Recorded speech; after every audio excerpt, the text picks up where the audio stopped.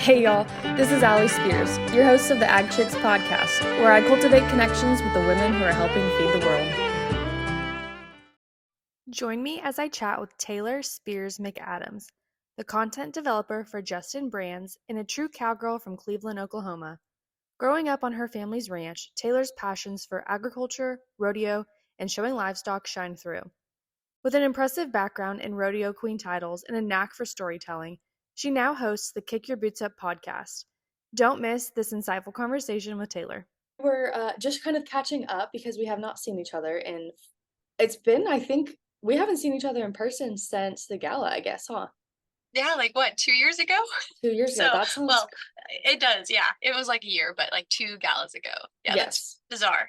I know. And so Taylor and I met because of Cowgirl 30 Under 30. And we quickly bonded over the fact that we have the same last name.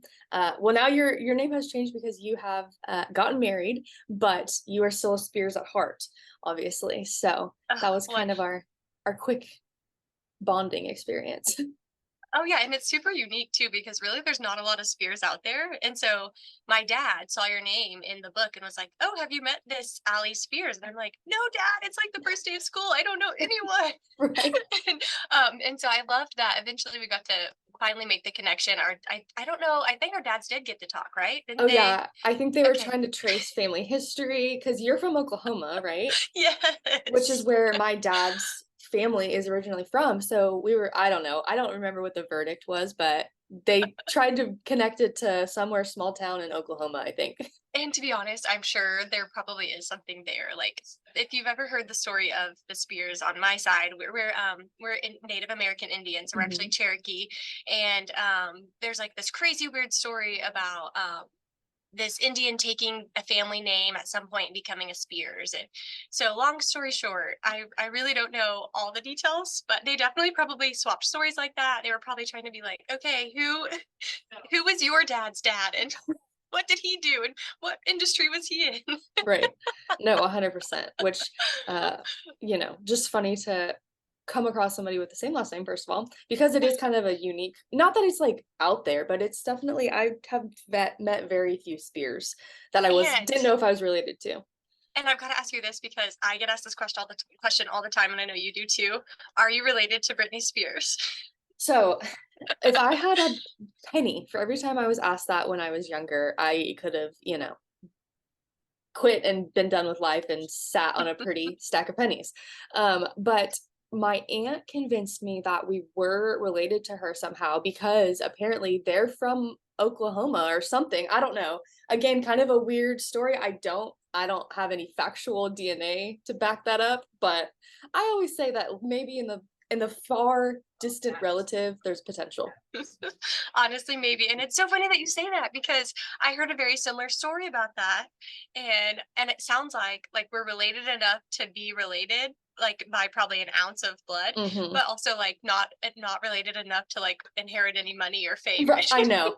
We really got the cruddy end of the stick on that one.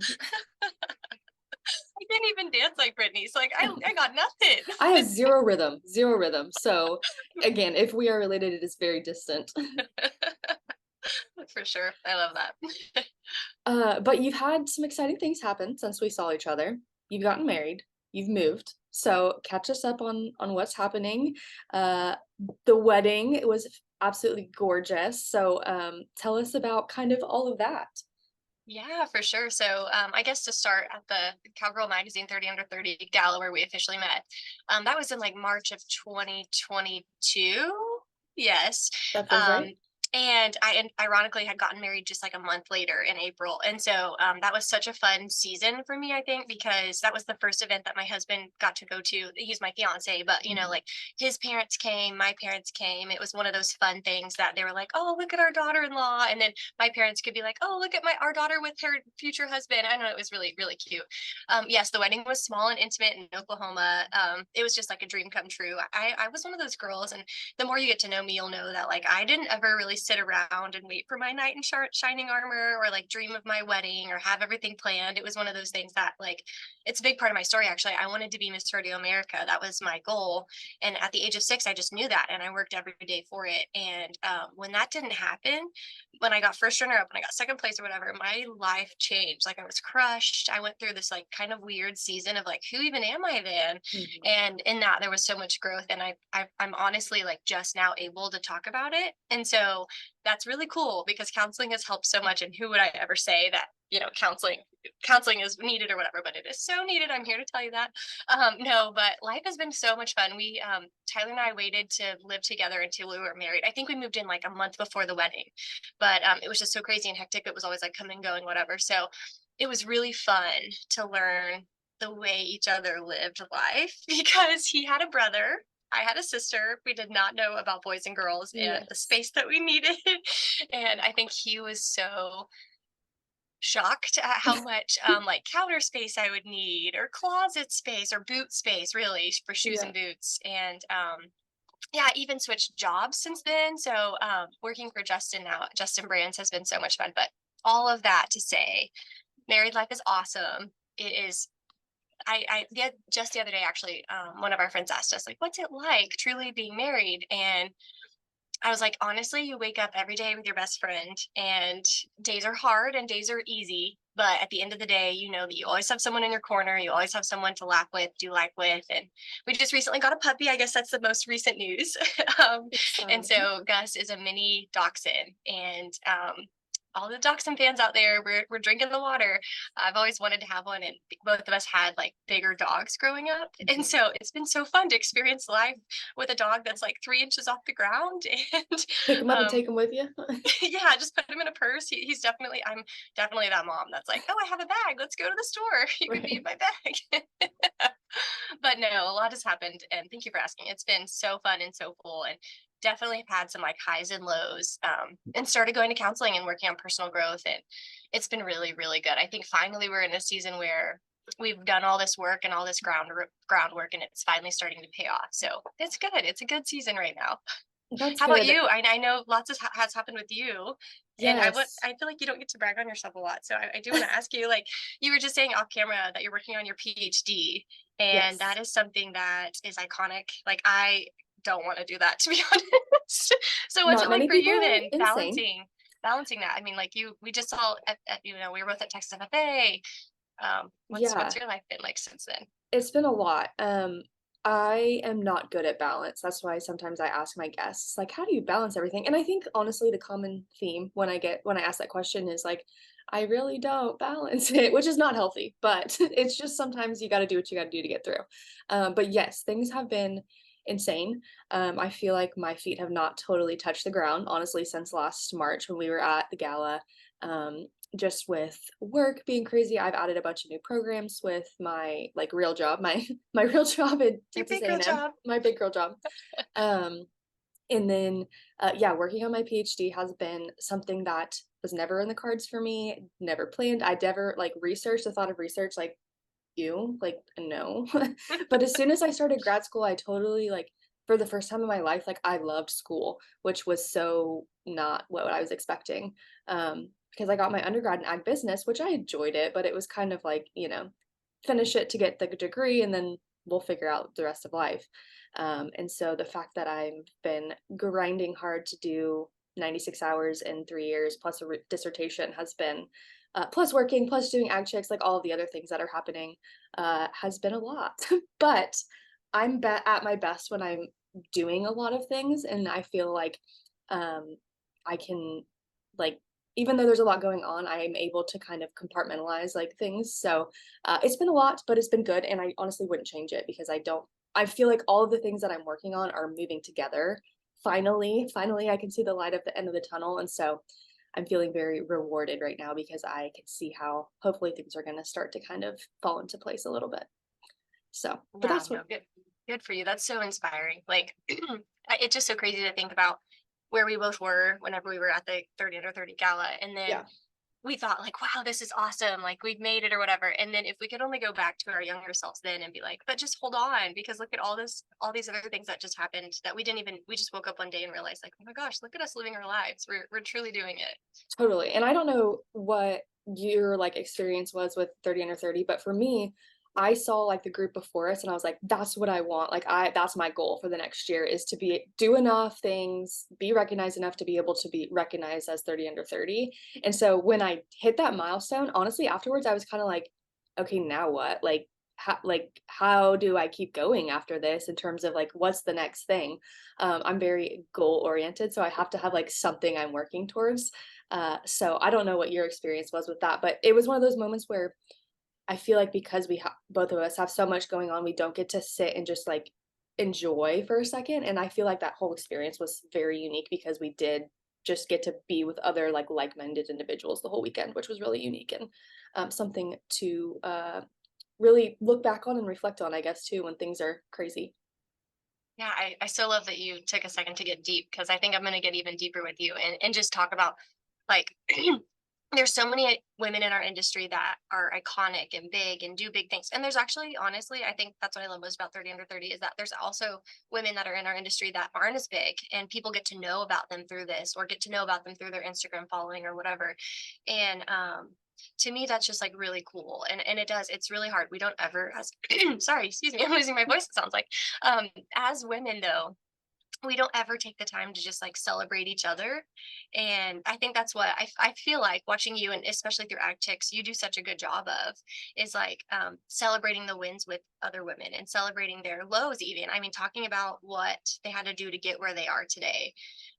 And so yeah, I completely agree with what you said there, because we don't ever take the time to do No. that. And it was so needed and so fun too. And you're 100%, I agree with like, okay, so what's next? Because yeah, you I remember thinking like, what, whenever the first class came around, being like, what is this, what's this going to turn into?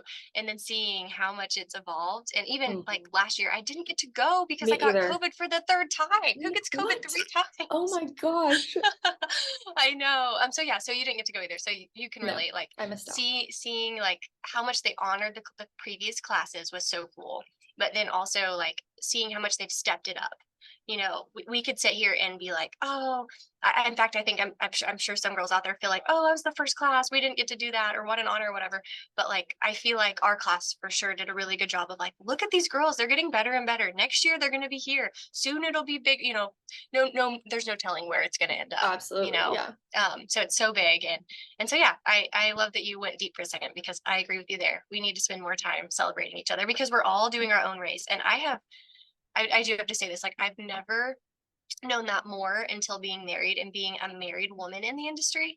I'm able to sit back and look at like the single women doing life, and I almost want to cheer for them even more, because I was there. I was Yeah. there, and I thought like I had to be like, competition, we have to like get to the best. But in reality, it's like, no, we all have a spot, there's room for all of us. And so that's been really humbling, I guess, with marriage too, of learning like you have to humble yourself a little bit, and I don't know, just pour into others as much as you pour into yourself. So Yeah. And like you said, obviously, we all have personal things that we're working towards, but I think that there is room for community in this industry. I mean, there has to be room for community. Otherwise, like yeah. we have so much negativity on other ends that we have to be a strong community. Otherwise, we're not going to make it because there's a lot of backlash on the other side of things as well.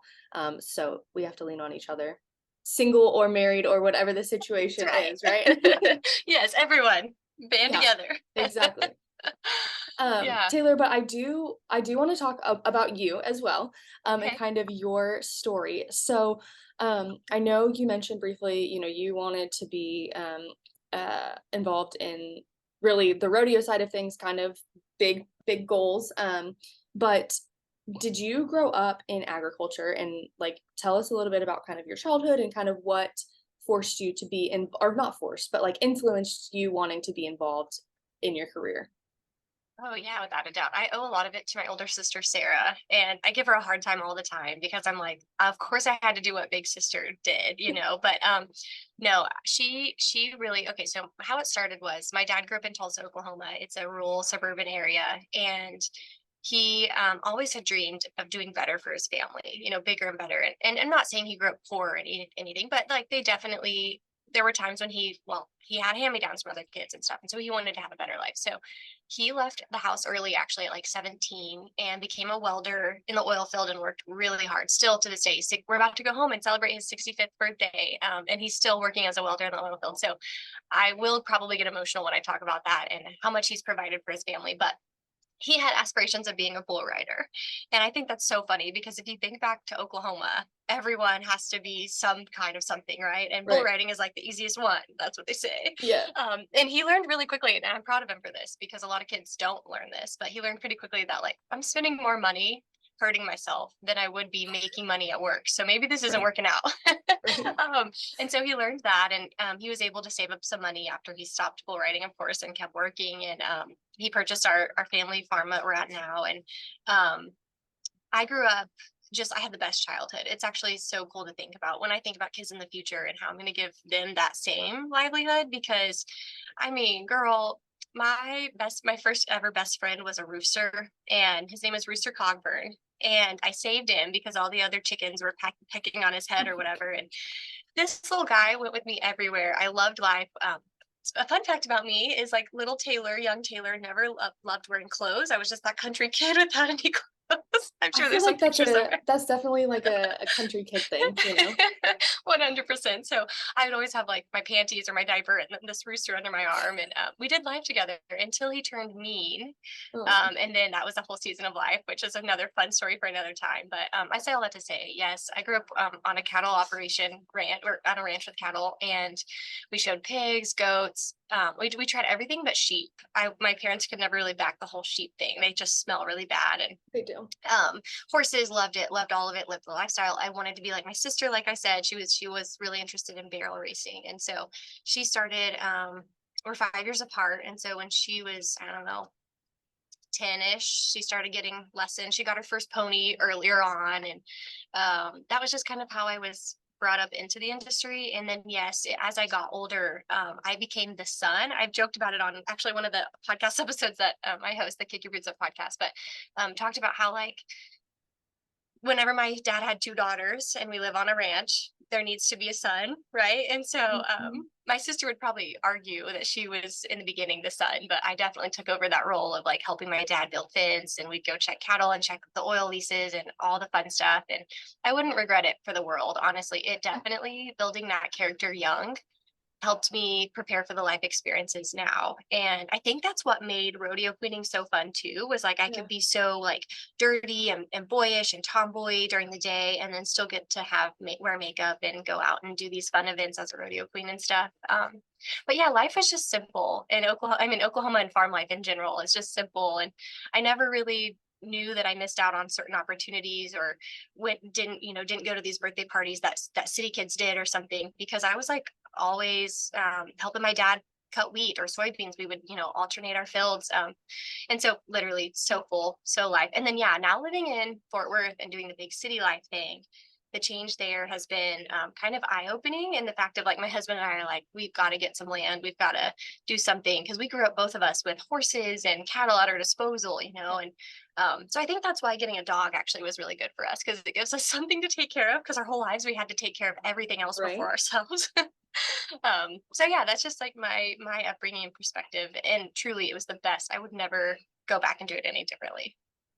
Okay, so this is gonna be weird, but as you're talking, like there has to be a chance that we're related, because your story and my story are so similar, it's almost freaky. Like my dad, same situation, like wasn't poor, but like definitely like struggled a little bit. And then he always, same thing, like wanted to have a better life for his family. And so he has this like saying of like Spears, like raising the bar thing.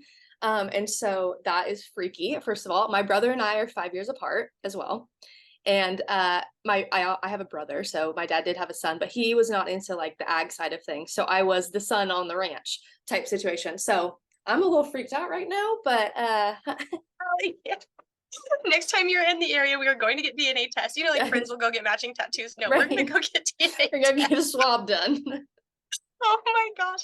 That's so crazy. If you So think about that, crazy. it kind of gives me chills a little bit I to know, sort of like, as think you were about, talking, I was like, "Wait, are we the same person?" Like, wait, that explains so much right? actually. Oh my gosh.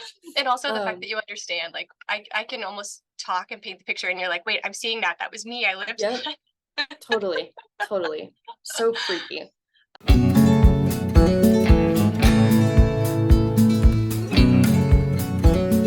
By ranchers for ranchers. Together, let's make ranching easier. Previously known as Cattle Back Box, Strayhorn has rebranded to better match their ability to push the envelope in creating innovative animal management products to serve the ranching community. Strayhorn is rooted in tradition and ranching legacy, but they believe in the opportunity of looking at things with a new perspective to drive the industry forward. Check out all of the things that Strayhorn has to offer you and your herd. Whoa. But okay, living in Fort Worth now, that was going to be kind of my next question. Like, how has Okay. that transition of being in the city been, besides, wanting to have land and kind of your own escape, I guess? Yeah, yeah. To be honest, okay. So I moved here in like end of 2020, so kind Okay. of when COVID was getting manageable or managed. I was able to do an internship for whenever the NFR came to Fort Hmm. Worth historically, and so that was really cool. I fell in love with Fort Worth then, and I basically just had told my family like, okay, this is it. COVID is hitting. I don't know if I'm going to get another job opportunity anytime soon. I just graduated college in 2020, and so I moved down here, just picked up what I had. My family helped me pack a U-Haul and came down. And honestly, city life has been so good. I think with going through college, and you can relate to this too, like going to college and getting away from the farm then kind of prepared me for that. Yeah. I will say though, like I will never be a Dallas girl. Definitely Fort Worth. In the future, do we want to live in Oklahoma closer to family to have kids? Of course, Yeah. absolutely. But for now, it's really teaching us a lot about life. And I think right now it's annoying to both Tyler and I. Every day there's something that we're like, city people, if only Right. we could have land, then we would be able to do this or XYZ or whatever. Or just like the fact that you have to go pay a gun range to go shoot guns or whatever it is. It's just, we just laugh about it because we're like, well, back home, this would be free and we Right. wouldn't be paid. We would probably, And our people would be neighbors coming. wouldn't know. Yeah, yeah. And people would be coming over to hang out and do it with us. So I say a lot to say, like, it's been so fun to see what the Lord's doing with us here because we've grown so much. And I think that in the future, it's all going to make sense. Like, I think one day when we have kids that are going off to the city, or even if we don't have kids at all, but we have to help someone, like, I think we were supposed to do this because I grew up in small town Oklahoma, Cleveland, Oklahoma, but Tyler, my husband, grew up in like itty bitty Oklahoma in southeast Oklahoma. And so we're both getting really good life experiences. We both have corporate jobs. We work for corporations, and that is the experience there is invaluable. I think Yeah.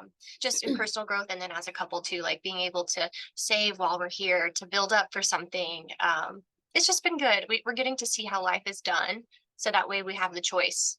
A lot of people don't even have the choice to go back and do rural America, or like they don't even know where to begin, and that's what's really sad. I think it's our jobs to like be advocates there and talk about like, no, it is important to be able to have a place where you can grow your own garden or have a place where you can have some acreage for some cattle, because then that becomes beef or whatever. um and so I think, yeah, we're doing a lot. We're doing a lot of learning and growing in this season, and it's been good. We love Fort Worth so much, so it's going to be bittersweet when and if we end up in Oklahoma again. Yeah, for sure. Yeah, I lived in Dallas a little bit after I graduated. I guess it was probably about 5 months, 6 months, working at the Okay. state fair actually. And while I lived there, I absolutely hated it. And I was like, I don't know how anyone could ever want to live in the city, like in traffic at 11 o'clock at night, No. leaving work. Like I hated it. And Mm, I'm so glad I did though. Similar to like kind of what you're saying is I think it gave me a new appreciation for like a rural lifestyle and being able to just kind of like get away from that at the end of the day. And so I think having that perspective is really kind of unique to be able to say, like, yeah, I've lived both and this is my option or this is the choice I want, which is kind of cool. But yeah. yeah. Oh yeah, no doubt. I couldn't agree more. Like, I really do wish people would get the chance to live like in rural America at least once. Yeah. Because okay, you're gonna think this is interesting. When I was a rodeo queen and I would travel all across the country to rural America, to cities, wherever, um, one of the questions that as a rodeo queen I would ask, because I was an advocate for agriculture, would be Mhm. like, so where does your meat come from? Where do you get your beef? If I was going to read to the kids about a story, read a book about beef or something. The most common answer I got from little kids was McDonald's. Interesting. And yeah, that's like so hard for me to fathom because they just don't the city kids that grow up in the city don't have an understanding that we do of like what it actually takes, so that when we eat a burger, we eat a steak, we're more appreciative. Even chicken, we're appreciative of what happened to it, where how it all got there, the amount of people that this is feeding by paying for and eating this beef, the amount of families that this can take care of or whatever. Yeah. Is just really cool, bigger than us for sure, way Oh bigger yeah, than for sure. ourselves. For sure. Yeah. And that's Yeah. kind of the premise of why I decided to get my PhD, was because I realized, like the epiphany moment, yeah, a moment Yeah. of like people just have zero idea about where their food comes from, this whole other world that happens literally on the outskirts of the city that they just don't know about, that is helping the world continue to spin. So Yeah, it's just literally. crazy to me. the But the world was yeah is quite literally made up of farmers, and if yeah. something happens to farmers, there's no telling what's going to happen. But with that though, because I love what you said earlier, you were like, yeah, I didn't like, now what, so you got your PhD and all that stuff. I'm curious to know for you, what are your plans with your PhD after? Like, do you know what? Yes, so I would love to teach. I like have this dream slash actually I've been working on it a little bit. Thought that I want to create a course about communicating with the modern consumer, but teaching students in agriculture about it, because I feel like we don't do a great job in ag of telling our story and really getting that information out to the consumer. So teaching students in agriculture how to do that better. And then I would love to do like some consulting work, kind of growing ag chicks, on the consulting side of things, in addition to like the podcast and everything else, just working with kind of ad companies about helping them kind of frame messages better and stuff like that. So that's the big goal. We'll see. We'll Good see for where we go. you. I'm so glad that you're doing this and you're saying it right here on this podcast, so that years from now we can go back and be I know, like, right? remember when this was just an idea or a thought and how big of it's become for you? So that's exciting. And Yeah. especially I think back to like when I was sitting in ag comm classes and stuff at college. I just remember thinking like, how did my professor get here? And it's so cool that I'm getting to see you go through your PhD to maybe get there one day. To, if that's, Yes. I don't know if you want to teach for college, but I Hopefully. would assume so. Yes. Yes. I would. Okay, I yeah. would like to teach for college. Yeah. Okay, Yep. yeah. That's awesome. It's so Yeah. cool. Yeah, thank you. No, and I kind of going into the program thought everyone would be talking about communicating with consumers, and Hmm. I quickly realized that wasn't the case. There's a lot of other things that are really important that people are focusing on, but this whole conversation about consumers was just not something that anyone else really in my program has been talking about. So I thought that was interesting and also kind of scary that no one else was realizing that it needed to be discussed. So we'll see. We'll see where Very. things go. But Yeah, that's right. No, that but I'm is excited shocking. to see it kind of continue to unfold. How much longer do you have left? So my goal is to finish, graduate, excuse me, next fall. So, Oh my yeah, I'm gosh. just kind of, I had a plan, and then the plan of my research kind of fell through. So within the next week, I need to have things figured out again so I can kind of start collecting data, so I can write and be done on time, hopefully. But I can see the end of the tunnel right now. And you will have to do probably a dissertation at the end, right? And Yes, I'll have to so do a what will that dissertation. consist of? What will Yeah, so for PhD, it's unique in the fact that you have to go through like a preliminary examination process. So the people who are on your graduate committee get to ask you a series of questions, and you write a written response back to those questions based off of like all of the knowledge you've gathered over your coursework. And then at the conclusion of that, you have to defend those orally. So like basically they can ask you those questions in person. So kind of you wrote it down, but can you talk about it? And then after that, then you defend your dissertation. So then you have to do a presentation basically about your research and answer any questions people have about that. So yeah, it's going to be a wow. lot in the last couple months, but I'm ready. I bet. I bet, yeah. And then by the end of, I guess by start of 2024, it'll be like a true new start, new fresh Hmm. start. Yes, hopefully. Wow. Hopefully. Yeah. I'm Now if I curious can, too. Oh, sorry, go ahead. no, go ahead. I'm curious, since we're so similar, did your parents go to college? Yes, they did go to college. They both went to junior college and then transferred to a 4 year to finish. But they were like the first ones to go to college. Okay. Yeah. How about you? Yeah, yeah, I mean, very similar. My mom did a few years of JUCO, and then she actually landed an awesome job. So that was all, she got her associate's degree, and that was like all she needed, and she's done good there. But my dad never went to college because he was in the trade. He was a Right. welder or whatever. So yeah, my sister and I are first generation college students, and my sister got to go do cosmetology, and she's awesome. I call her my therapist, like THAIRapist. Right. um, but anyways, yeah, so being a first generation college student, it's like it's been really cool and eye-opening. So for me looking at you, I'm like the fact that you wanted to continue and go on past your masters, it past even undergrad, honestly, It is was so never in my cards. inspiring. Never in the plan. But I think too, working at the university, I'm constantly around like the world of academia. And so I think that probably had something to do with it as well. But yeah, this was not something that was on my radar. Excuse me, radar at all. But it was something that came because of Ag Chicks, which like having a podcast was never on my radar either. So everything happens for a reason and like God's plan. You never know what he's gonna throw your way because he knows better, obviously. Yes, and the second we think we know what's going on, I feel like God just laughs. He's like, "Oh, okay. Let me know how that one works out for you." Totally. Totally. Yes, that's how I felt lately anyway. Yes, but you have Yeah. podcasts as well, that you Yes. are doing with Justin. So tell me a little bit about kind of your role with Justin and kind of how that has evolved over how long have you been there a year now? I have a little over a Okay, little over year. a year. Yeah, yeah. No, thank you for asking because this is what I love talking about. I'm sure you and I can both nerd out about all this, but Totally. yeah. So I'm the content developer at Justin Brands, and what that means is I get to do a lot of storytelling, a lot of copywriting. Ooh, I get to nerd out on email marketing, which I never thought would be a thing for me. I just love numbers and I love seeing how campaigns do, how the performance is there. And when I accepted the job, they had thrown around the idea of like, we need someone that could really host a podcast and get a podcast going. And we have a thing already established right now, and I get to continue it on.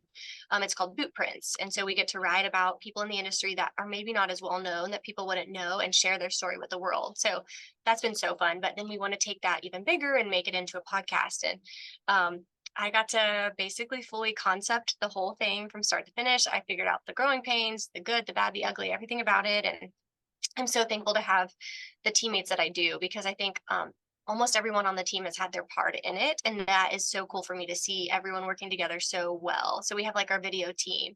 And of course, we do a video podcast. So what would you do without a video team? It would be a one woman show, and that would be so hard. So I've got to give Clay and Juan a shout out there. And then our graphic designer helped come up with the logo concept. It took forever to figure out the name, Kick Your Boots Up. And I had told everyone like, hey, if something comes to mind, like there's nothing stupid, please let me know. And then it got to the point where the CMO was like, Taylor, do you have a name for the podcast yet? Like, you need to get it running. And I'm like, deadlines, that's stressful. And I was in the shower one night and was like, hey, kick your boots up. Like, wouldn't that be cool if you could just come in, kick your boots up, tell stories, relax? And so that's the purpose for it, for Mhm. the whole podcast, the Kick Your Boots Up podcast. And I think that's what have soon learned, that that's where my podcast or my passion lies, is in the podcast, because it's been a labor of love. Let me tell you, you get it with tactics, because people think when they listen to podcasts that there's all the time in the world and people's lives are beautiful and they just get to sit around and talk. And like, really, it's like, you've got to plan time. You've got to, just like we're doing, we got to record Mhm. it and you got to edit and post and all the things. And so that part of it's been so fun. And yeah, I mean, just the amount, like just reflecting, I just did a thing on my story not too long ago, reflecting at like my first year here at Justin. And it's just so cool. I could probably get emotional talking about the team here too, because like the synergy is so good. We have like an open concept office. And so we do brainstorm meetings all the time. We're kicking off ideas off of each other. I know we'll all go gather around like the graphic designer's desk and watch her play with the new fun things that are going on. And so the atmosphere here is just so good to foster like growth and encouragement. And if you're struggling, you can run something off somebody. And that's how our biggest ideas have come alive. Like one of my favorite things that I like to talk about is the cyber stride, and it was our April Fool's prank, I guess you would say. And we had so much fun coming up with the Cyberstride boot because It had all the bells and whistles. It had like Wi-Fi and Bluetooth, charging ports, all the fun things. And people really thought it was going to happen. Yeah. And I guess like in 2023, anything could happen, right? True. But anyways, it's just been so fun to be part of some of the bigger campaigns and getting to see like the products before they launch, and getting to test them and see where could they improve, how could we do things differently, working with the product development team, learning more about their like what they do. I never in a million years thought that I would care as much about boots as I do now. And you can relate to this too, like if you think back to all of our times on the farm and in the mud and wallowing with pigs and all of it, you just think like, I'm thankful for these boots for protection, but like that's really all you think, right? Right. And now that I know that there's so much that goes into it, it's kind of weird how much I love boots, but it's good. I love it. And over this past year, like year and a month or some months or whatever, it's been very, very humbling, because I know that I don't know everything, and every single day I learn something. Truly, I really do believe it. Every single day I learn something new to better myself, better the career, better the company, better the brand, whatever it is. And so if there's anyone out there that is like wanting to know what job to look for in the industry or whatever, I think you'll know.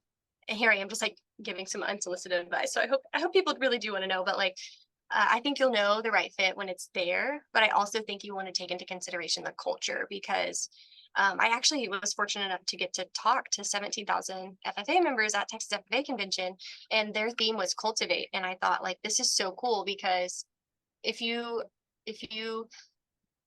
grow right where you're planted, I know that sounds cheesy. Your life will be so much better, instead of like trying to force yourself into a box or a job or an opportunity or a relationship or really anything in life that you think is what you want to do in your life and your plan or whatever. It has to just all line up and work perfectly. And I think you find jobs by networking, and just to like network the heck out of yourself and meet people and build genuine relationships, not just like friendships that you're like, okay. If you're like super genuine about it, then people will remember you and the impact that you've left on them, and how like you're just creating an environment around you to thrive and grow. And that's my experience has been here, because I mean, there's people at this company that have been here for 35 or more years. And I'm able to go, like, literally, I just had a meeting with them to brainstorm some ideas with our endorsees and stuff like that. And so you can get their input and their insight. And then there's people that have been hired after me. I'm no longer the newbie. And so it's fun to see that energy too, of like, wow, was that what it was like when I started, or what challenges did I have and how can I help them there, Yeah. And so anyways, if you knew me before and you know me now, I am just it's been a 180 for me. I'm so happy where I'm at. And I'm so thankful for Justin Brands and the opportunities that have come, like the podcast, and getting to do emails, and having like the team. The team is probably the best part of it. Yeah, absolutely. And I think too, right, I'm sure you can kind of agree or kind of echo this a little bit, but the fact that sometimes being in the right role allows you to grow so much more as a person. And like, again, like you just mentioned, 180 from where you were before. I know for me, things I've done in the past year, like I wouldn't have thought I would done, but I am so different now as a person, and I've just been allowed to grow in ways that I didn't think I would. And so I think finding your place is really important. And that's really kind of going back to why I started Ag Chicks, is I was feeling like I don't really know where I fit into the world of ag anymore. And so I thought, talking to other women to figure out what they were doing, maybe that would help me. And then I realized, oh, this is what I'm supposed to be doing and sharing about. And so I think that's a really important reminder for anyone who's listening, who's not feeling settled where they're at or feeling like they need a change. Lean into that and look into that change feeling, because sometimes that's where the best growth happens for sure.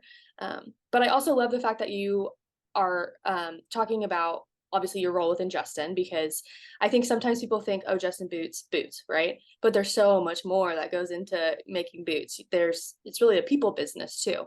And so I think that is important too when people are thinking about roles in agriculture, because there's cattle and there's livestock and there's crops, but you got to interact with people, because all those things don't talk back to you. So you have to be in the people business as well. I love that because a lot of people do. They'll make the jokes of like, "Oh yeah, I just work cattle all day. Cattle are my people," and some people are okay with that. Yeah. But even for me, through storytelling, I've been able to find some of the coolest people. There's a dairy that is not too far from here that I've gotten to talk about, and hearing their story. Balleman's Dairy. It's pretty common in Texas. Yes. I didn't know anything about it Yeah, until I they have moved a to cool Texas. story. But even them, like them, and then there's like a cow rancher in Oklahoma. I don't know, getting to hear their stories and share like you and I are doing right now, share the struggles or the discomforts or the times of life where things we can look back now and laugh because by the time they were really hard or whatever, Right. it's therapeutic and the community there is good. So I think what you're doing with Ag Chicks is just phenomenal. I think every woman out there should be listening and taking something from someone, because we're always growing, we're always learning. And so kudos to you. And what is this, season 4? This is season 4, which is again Wow. insane. Never would have thought. Oh my gosh. Yeah, that's so cool. Well, thank you. I appreciate that. Yeah. And if you have not yet, please go check out the podcast that Taylor is hosting with Justin Boots, because it is phenomenal as well. And they have great guests on and just a lot of good storytelling. So be sure to check that out. Well, Taylor, thank you so much for sitting down and chatting with me. I'm glad we got to catch up and really connect on a little bit of a deeper level because we didn't really get to do that the last time we interacted. So congratulations to all of the new things that are happening in your life. Congratulations at speaking at the state convention. That was huge. And I'm so mad that I missed it because I was literally there and in the room next to you. And I didn't even realize you were on the stage. So I'm bummed I missed that. But congrats on everything. And I can't wait to see all the things that you continue to do as you blaze a trail, girlfriend. Well, Allie, thank you. And I can't tell you, it sounds cheesy saying how honored I am, but I'm truly so honored that you thought enough of me to ask me to be on here. This is so fun. And what you're doing is so good. Keep doing it. Thank you for genuinely being a cheerleader for all the women out in the industry. We all need that. We all support that. And I wish you the best of luck as you finish this last finish, like as you go across the finish line for your PhD. That's going to be so fun. We're going to have to celebrate in some way. I don't know what that will look like being states away from each other or cities away from each other. So, but we'll have to definitely plan something. And I just wish you the best too. And if you guys ever need anything out there, you know where to find me, Instagram, Facebook, whatever. And then same for you. I feel like Allie is a really good resource when it comes to jobs and outlook there. So thank you, Allie. Thank you. And if anybody's wanting to connect with Taylor, I will be sure to put her information in the show box or the show notes as always. And we will see everybody at the next episode. Thanks, Taylor. Thank you. Thanks so much for tuning into this episode of Ag Chicks. Don't forget to follow along on social media at Ag Chicks for more agricultural related content. And also be sure to check out your favorite podcast gear from www.agchicks.net. We'll see you next time.